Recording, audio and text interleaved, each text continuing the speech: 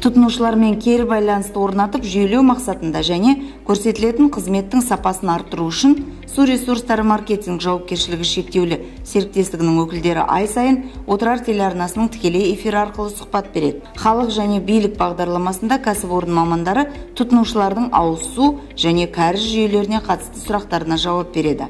31 қазан күнгі тікелей эфирде тұтынушылардан 10 арыз шағым келіп түсті. Олардың барлығы тіркелді. Көтерілген мәселелердің арасында су құбыры желілерін пайдалануға, атап айтқанда су қысымының төмендігіне байланысты, сонымен қатар ынтымақ шағын ауданындағы ұңғымалардың қақпақтарын ұрлауға қатысты сауалдар болды. Осы сұрақтар бойынша тәулік ішінде шаралар қабылданды. Жауапты мамандар әр мекен-жай бойынша тұрғындармен хабарласып, мәселенің мән-жайын анықтады.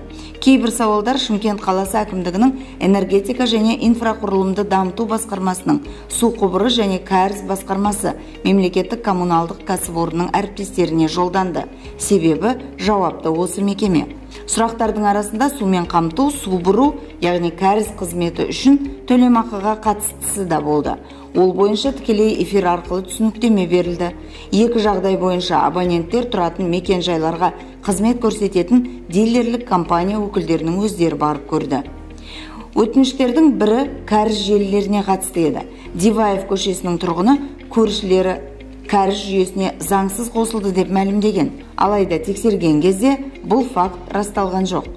Егер сіздің де су ресурстары маркетинг жауапкершілігі шектеулі серіктестігінің қызметіне қатысты сұрақтарыңыз болса, оларды Instagram және Facebook әлеуметтік желілері арқылы жолдай аласыз. Сондай-ақ WhatsApp-қа да жазуыңызға болады. Нөмірі 8705 758 11 11. Кәсіпорынның диспетчерлік қызметінің телефонында еске салайық. WhatsApp арқылы да өз сауалыңызды жолдай аласыз. 8708 110 21 21.